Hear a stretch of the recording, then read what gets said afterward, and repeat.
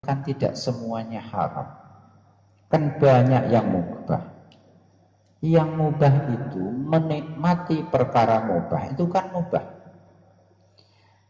Menikmati perkara mubah itu kan boleh.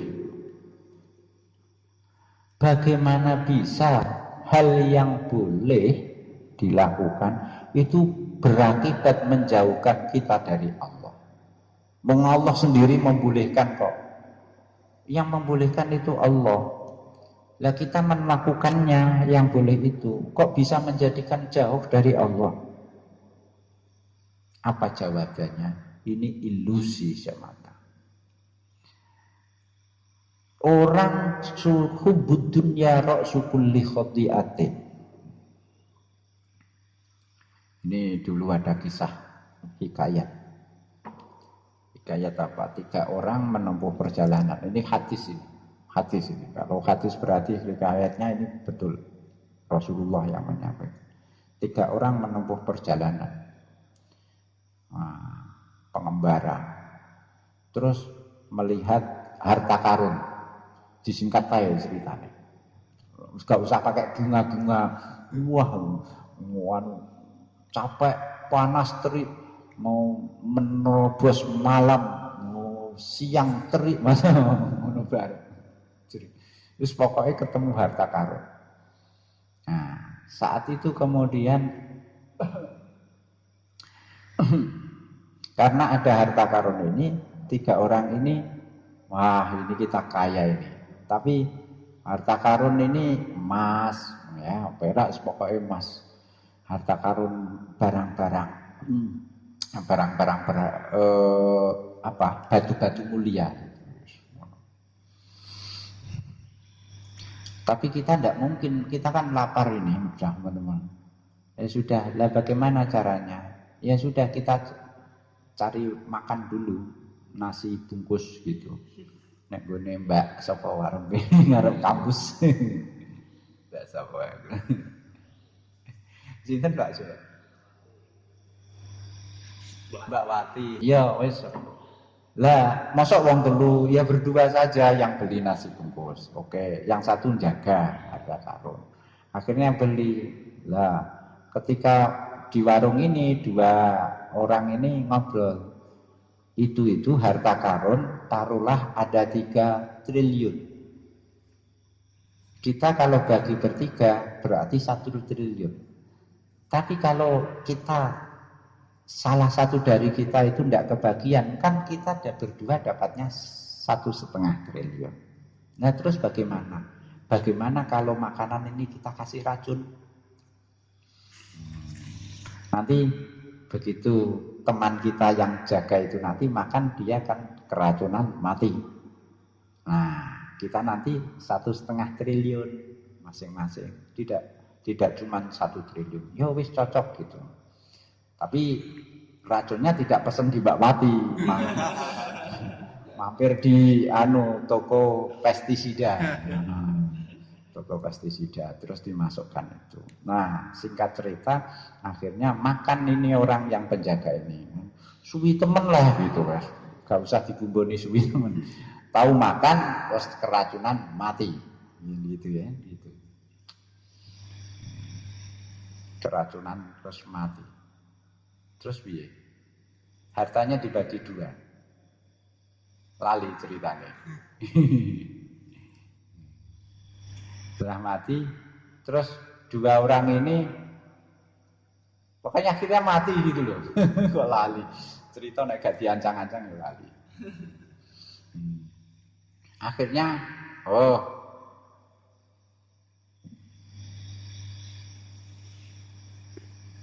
yang beli 1 ke warung, dia wah ini nanti kalau 2 orang saya racun saya dapat 3 triliun. Akhirnya itu mati keracunan 2 ini tuh. Tapi ketika meninggalkan ini, ditinggal 2 orang ini sekongkol, nanti teman kita bunuh saja. Jadi begitu pulang dari beli nasi bungkus, 2 orang ini membunuh yang jajan ini, yang beli. Begitu bunuh ini mati.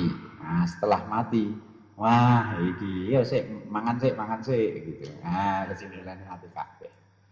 Gitu. Jadi harta karunnya tertawa. Gitu, melihat itu. Dan ini mungkin bukan korban pertama dari harta karun itu.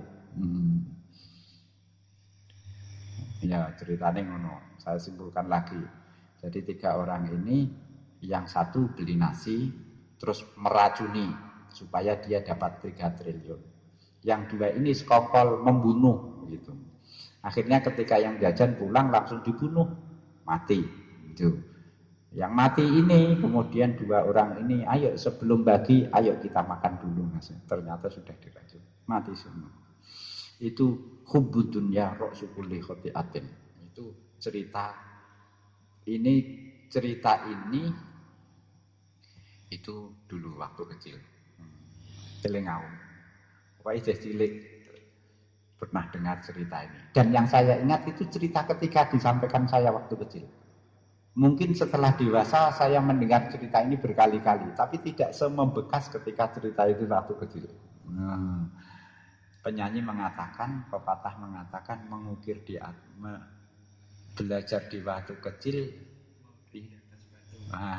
mengukir di atas, belajar sesudah dewasa, laksana mengukir di atas air. Yes. Kembali ke jadi tadi, ini ilusi saja. Ini kan mubah. Allah memperbolehkan kita menikmati yang mubah itu. Bagaimana mungkin diperbolehkan Allah kok justru nanti berakibat jauh dari Allah? Jawaban kita, ini ilusi saja. Pokoknya kalau senang dunia itu celaka. Perkara mubah di luar yang kita butuhkan itu nanti akan narik-narik terus kepada mubah yang kita butuhkan itu. Jadi kita ada di wilayah mubah. Mubah itu kira-kira panjangnya 1 meter. Kalau ke sana haram gitu. Lah yang kita butuhkan itu hanya 0,5 meter. Keri-keri, enggak apa-apa lah tambah 10 cm. Kan masih mubah. Nanti yang 10 cm akan narik tambah 10 cm lagi, 70 cm. Nanti tarik tambah lagi, masih mubah saja. Akan begitu terus, akhirnya tanpa sadar kita melewati 1 meter ini tadi, masuk wilayah haram. Ibrahim Al-Khawas punya cerita, saya itu suatu saat pergi ke gunung. Di situ ada pohon apa tadi? Delima. Saya ambil satu karena ingin. Ini mubah ini, tumbuhan liar di gunung. Makanya tidak di kebun, dia sebut di gunung pegunungan gitu. Berarti halal ini gitu. Saya ambil satu, kemudian saya pecah, saya makan. Kok kecut? Karena kecut, ya sudah dibiarkan saja, ditinggal, tidak jadi dimakan. Artinya apa? Ini sudah sip, karena tidak mencari lagi buah yang kedua, delima yang kedua, yang ketiga. Ini sudah sangat minimalis. Ambil satu, kok ketemu kecut, ditinggal. Ora kaya kene, kecut, goleki sing legi, barang ketemu legi kok enak, tanduk roh enake. Ora enak ya golek sing enak, barang ketemu enak goblok men enak gak diterusno, kan gitu.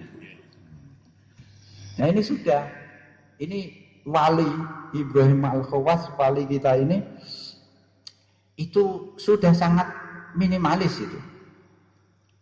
Tapi kemudian melanjutkan perjalanan, ternyata di depannya ketemu dengan orang yang tergeletak dalam kondisi memprihatinkan, dirubung, dikerubuti lalat hijau. Laler nak hijau itu lebih menjijikkan daripada laler yang kuning gak ono. Laler kuning, laler biasa, laler reguler.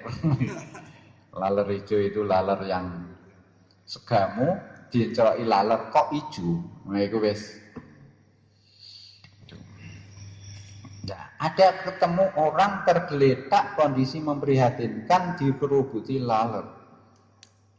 Wali kita si Ibrahim Al-Hawas, Assalamualaikum, Assalamualaikum, dijawab Waalaikumsalam ya Ibrahim. Loh, kok jenengan kenal saya di sana gitu kan? Ya namanya dijawab sama si ini wali kita, wali mastur ini saja sebut wali mastur, wali yang misterius. Mastur itu dari kata misterius dari kata mastur. Wali kita yang misterius jawabnya, kalau orang sudah makrifat kepada Allah, itu tidak ada yang tidak dia ketahui. Wah mendile kan gitu. Oh gitu, berarti wah apa kata wali kita Ibrahim ini? Berarti panjenengan ini punya hal ma'allah, berarti jenengan ini makrifat nih. Nyatane ngertos belum pernah ketemu dan mengenali kula Ibrahim. Berarti hebat sekali jenengan ini. Tapi nyuwun sewu. Nek ancene kalau memang panjenengan hebat, kenapa tidak minta pada Allah supaya tidak dikerubuti laler ijo? Jenengan hebat iso marifat berarti nek ndonga yo mandi. Ndak along jenengan ndonga gak dikerubuti laler ijo. Rupanya Ibrahim gak marem ya. Apa ya? Istilahnya adu makrifat ini. Terpancing emosi. Wah, kan mendile. Nak wong tempun kalau pada orang sudah makrifat pada Allah, itu tidak ada yang tidak tahu.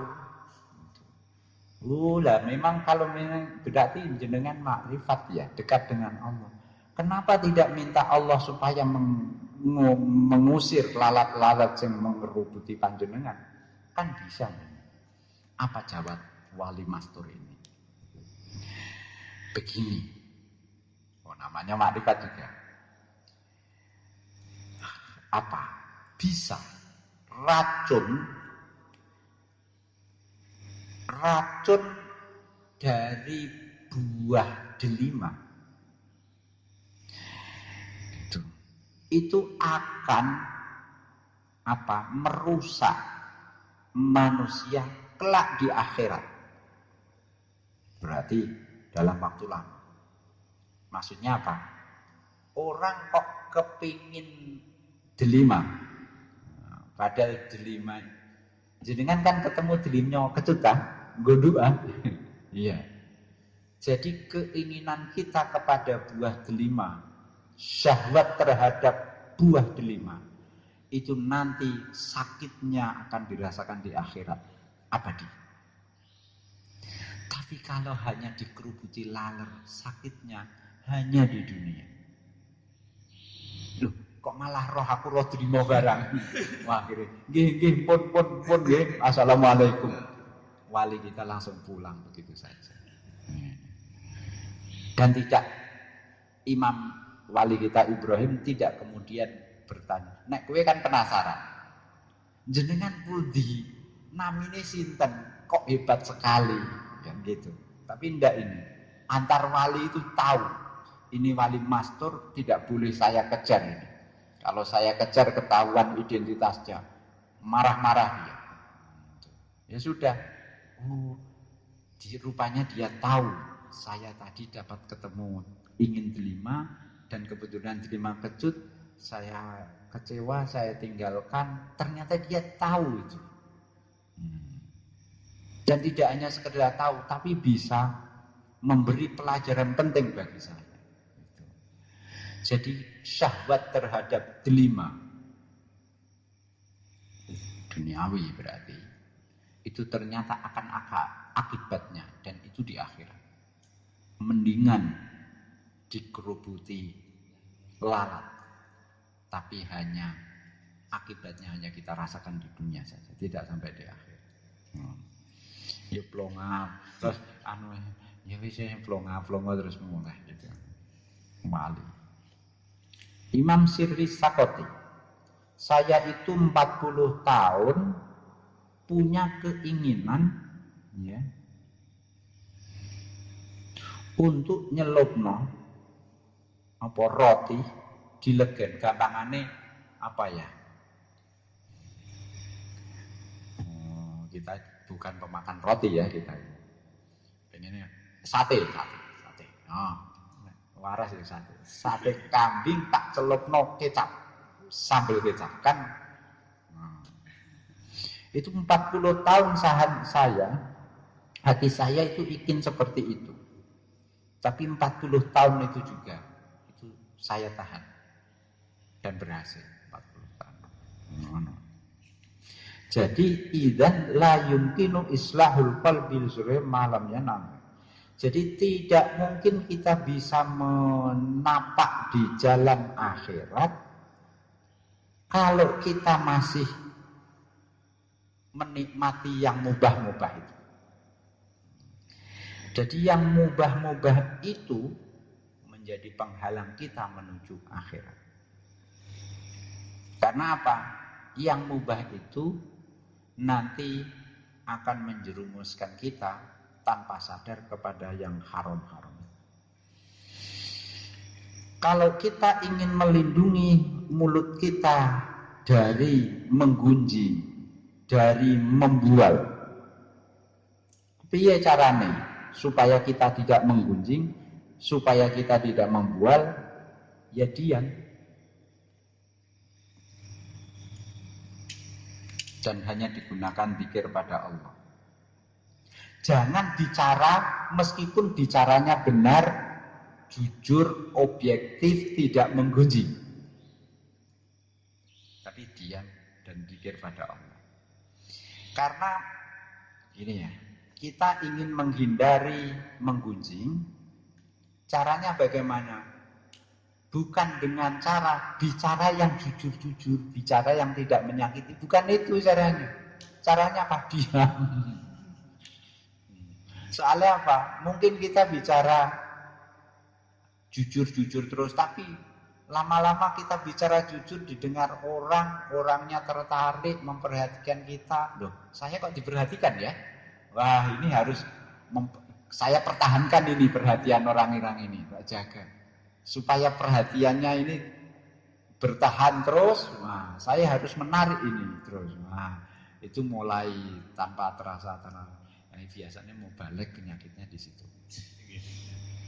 Asalnya kiai, alim, soleh, wirai, zuhud begitu. Barang wis mulai diundang isi pengajian, wah itu,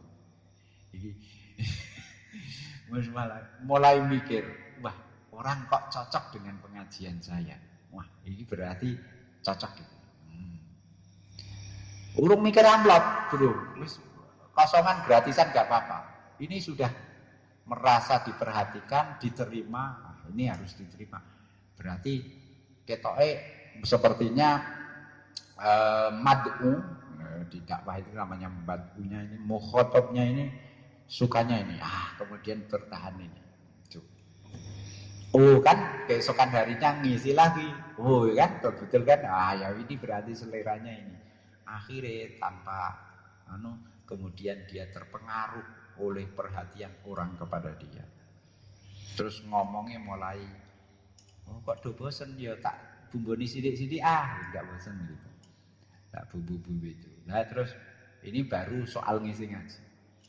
Belum lagi, wah kok kesel ngene, ora ana apa-apane gitu kan. Kok mau sidik, perjalanan adoh, bensin, sopir dan segala. Wis tekan ndi. Iki sing nyontokno ora mubalek. Sing gawe contoh ora mubalek gitu. Jadi frontal.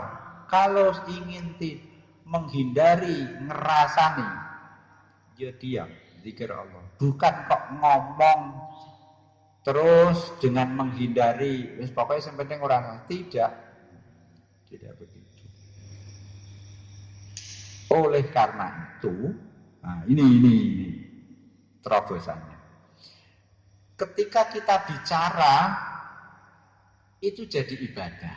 Diamnya kita pun jadi ibadah yang tidak disadari orang. Ini kita ini kan virus corona. Kita ini gak melu ngomong itu, kita gak dianggap bodoh, gak pengalaman, ora tawakal. Kita kalau tidak ikut nimbrung komen itu gitu. Sehingga kakek sing komen gak ono sing bener. Ngawur. Tidak terukur maksudnya ngawur. Sing ngetan yo ngetan, sing ngulon gitu. Akhirnya komentar semua. Nah, yang seperti ini diam itu ibadah. Diam itu ibadah. Karena yo membela ini ya guys. Itu. Fayakunu sukutuhu ibadatan wa kalamuhu ibadatan. Orang nak ngerti kan enak. Jadi ternyata dengan dibekali ilmu ngaji ibadah, perai ngaji ibadah. Ngaji ibadah, perai ngaji ibadah. Sehingga gini, Jumatan arep ora komentar piye Jumatan iki judule. Kita itu ribet urusan Jumatan. Kita punya saudara yang lain yang mikirnya itu tidak Jumatan lagi, sudah anggap selesai. Mikirnya apa? Soal bagaimana, apa bisa kontribusi apa. Sing ahli cendekiawan itu yo mikir terobosan, temuan golek penelitiannya, virus atau kalau mungkin tidak antivirusnya yo mungkin apa sarana yang dibutuhkan, bantu begitu. Ini sudah tidak masalah apalagi, ini sudah kemanusiaan. Sing duwe duit gak duwe akal, gak iso tekan pikiran tadi yo nyumbang dengan gitu.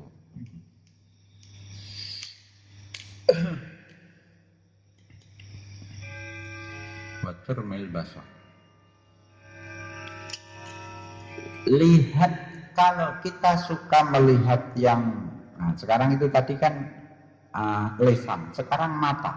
Ini sampel saja, contoh saja. Berarti organ tubuh kita yang lain juga iya. Ini sampel kedua adalah mata. Ketika mata kita suka melihat yang indah-indah, meskipun mubah, itu lama-lama akan terbiasa dengan selalu yang indah mubah, tanpa terasa nanti yang tidak mubah lagi alias haram, mungkin subhat dulu ya, melewati yang remang-remang dulu, gak kerasa akhirnya jadi yang hal haram ikut juga itu. Kenapa? Karena syahwat, keinginan kita kepada yang halal dengan keinginan kita penggerak ya, yang menggerakkan kita untuk menginginkan yang halal mubah, itu juga sama dengan yang menggerakkan kita menginginkan yang halal dan yang haram subhat itu. Li'anna alladhi yustaha bihil halal huwa bi'ainihi alladhi yustaha al-haram. Jadi kita punya yang mendorong kita ingin perkara halal, itu jugalah yang mendorong kita menginginkan yang haram. Sama. Syahwah itu wahidah. Syahwah itu wahidah. Qala rahmatullah, fahadhihi ihda